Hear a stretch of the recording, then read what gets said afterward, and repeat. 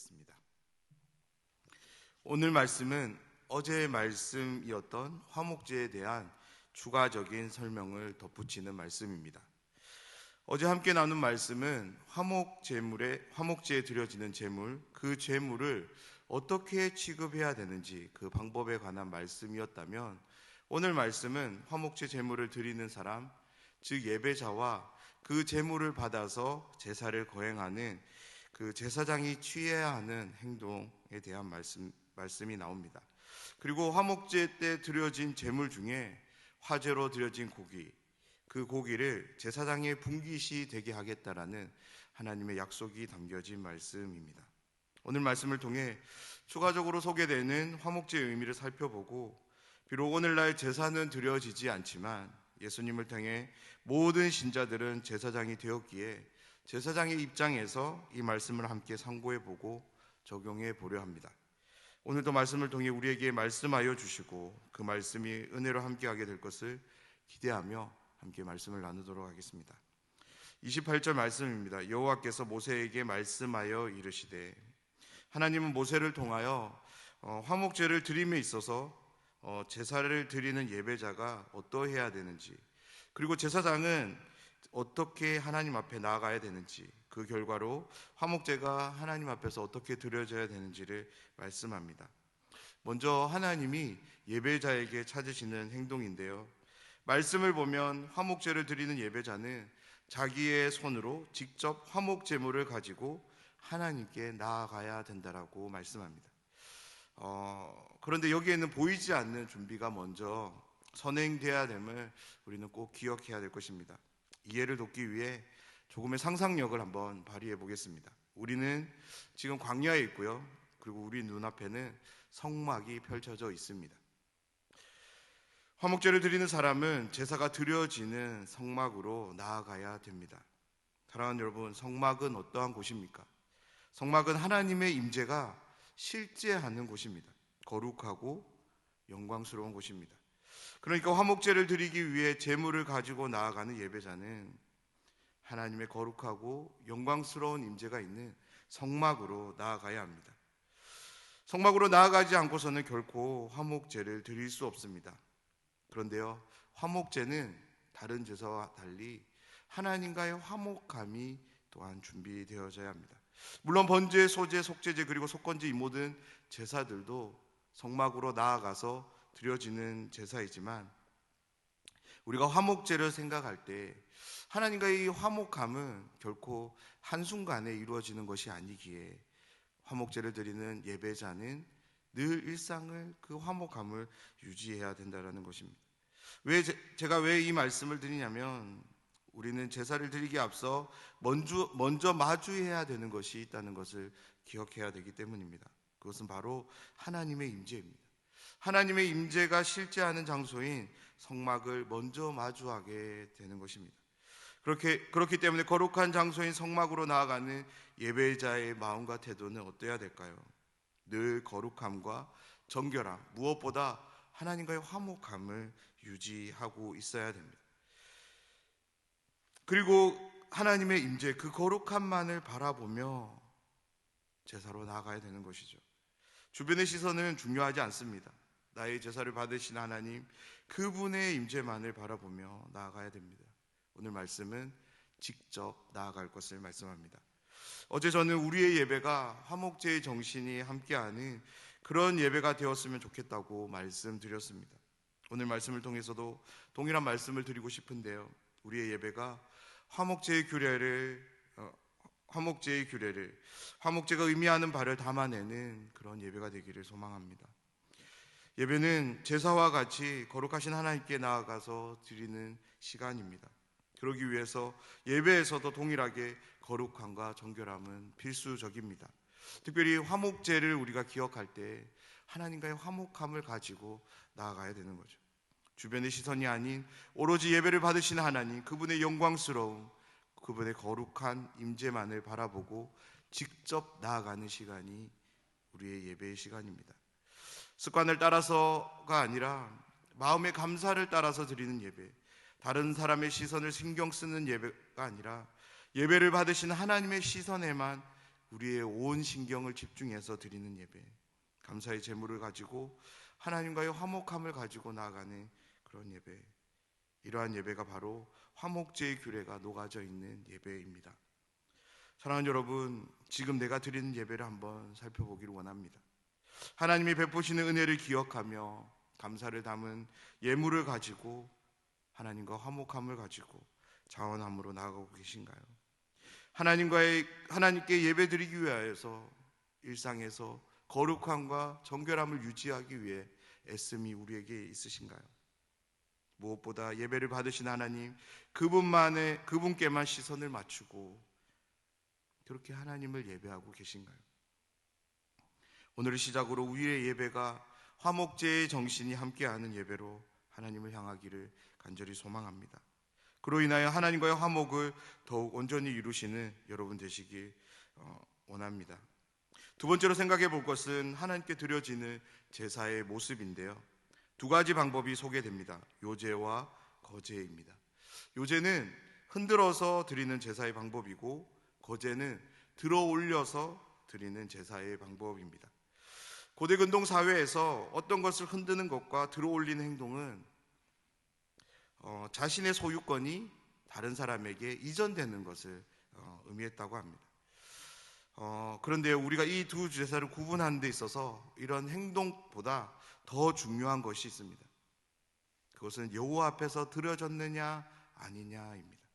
요제는 여호와 앞에서 드려진다라고 기록한 데 반해서 거제에는 그런 말이 붙지 않습니다. 여호와 앞에서 드려졌다는 것은 성소 안에서 드려졌다는 것입니다.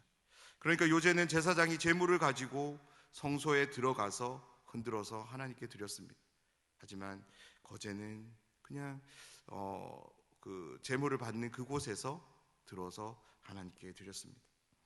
요제와 거제를 보면서 오늘 우리의 예배에서 우리가 예물을 드림에 있어서 기억해야 될 중요한 가치가 있습니다. 하나님 앞에서의 드림과 소유권의 이전입니다. 드리다는 히브리어로 코르반입니다. 우리가 잘 알고 있는 고르반이라는 단어의 본래적인 발음은 코르반입니다. 그렇습니다. 우리가 하나님께 예물을 드릴 때 우리는 교회에 드리지만 하나님 앞에 드리는 것입니다. 특별히 요제와 거제의 의미를 적용해 보면 하나님 앞에 드림은 이 예물의 소유권이 우리에게서 하나님께로 이전되는 것을 의미합니다. 비록 요제처럼 흔들어서 거제처럼 들어서 하나님께 드리지는 않지만 우리의 모든 예물 드림은 하나님 앞에 드려지는 것이기에 예물에 대한 소유권은 하나님께로 이전되는 것이죠.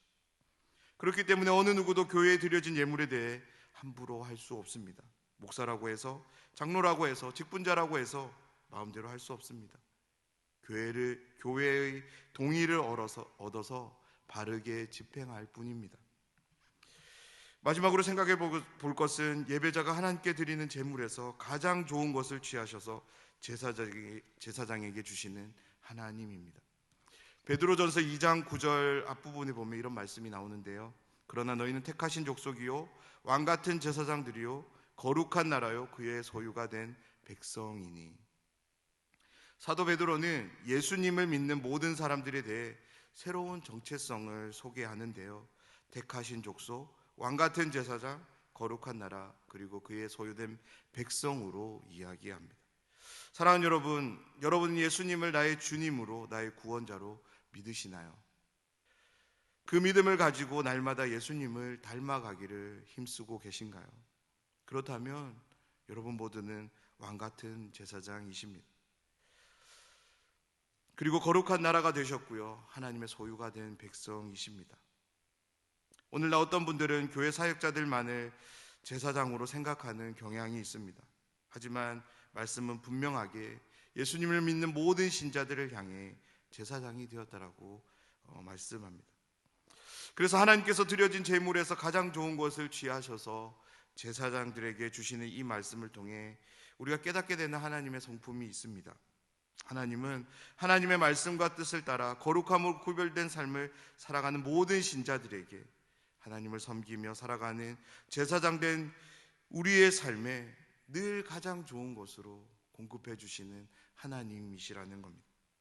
비록 세상의 팍팍함으로 거룩함을 지키는 것이 너무나도 힘들고 어렵지만 그 그럼에도 믿음 다하여 하나님을 의지하며 붙잡고 살아가는 우리들의 삶에 하나님이 이 말씀처럼 가장 좋은 것으로 함께해 주심을 믿습니다. 오늘도 우리의 삶에 가장 좋은 것으로 채워주시는 하나님의 손길이 있는 줄 믿습니다. 그것을 믿음으로 바라보는 우리 모두가 되었으면 좋겠습니다. 이 아름답고 풍성함이 우리 모두에게 오늘의 시작으로 더욱더 풍성하게 함께하기를 소망하는데요. 그렇다면 우리는 제사장의 삶을 감당해야 되는 거죠. 마지막 38절 말씀은 하나님께서 이 규례들을 어디에 주셨는지를 기록으로 남기는데요. 제가 읽어드리겠습니다. 여호와께서 시내 광야에서 이스라엘 자손에게 그 예물을 여호와께 드리라 명령하신 날에 시내산에서 이같이 모세에게 명령하셨더라. 사랑하는 여러분, 하나님께서 이 제사의 규례들을 제사가 드려지는 성막이 만들어지고 난 후에 이스라엘 백성들에게 주신 것이 아니라는 겁니다. 오늘 말씀은 시내산에서 이스라엘 백성들과 언약을 맺으실 때, 하나님과의 관계가 시작될 때 이 제사의 규례들도 함께 주셨다고 밝힙니다. 이 부분이 상당히 중요한데요. 왜 중요하냐면 이스라엘 민족에게 제사의 모든 규례들은 하나님이 이스라엘과 맺은 언약의 시작부터이기 때문입니다. 그렇기 때문에 언약을 떠나서 이 모든 제사들은 이스라엘 민족에게 아무런 의미가 없는 것입니다. 번제와 소제, 화목제, 그리고 속죄제, 속건제, 그것이 그들의 필요에 의해서 드려지는 것이 아니라 이 모든 제사가 하나님을 향해 유효한 이유는 이것이 모두 언약 안에 들어있기 때문입니다. 다시 말해서 이스라엘 백성들이 하나님을 제사해야 되는 것, 하나님을 제사할 수 있는 것은 하나님과 맺은 언약 때문입니다. 사랑하는 여러분, 우리의 예배도 이와 동일합니다. 하나님이 우리에게 예배를 찾으시는 이유는 우리가 예수님 안에서 언약 백성이 되었기 때문입니다. 언약 백성인 이스라엘 민족에게 제사를 찾으시는 하나님은 우리에게도 동일하게 예배를 찾으십니다.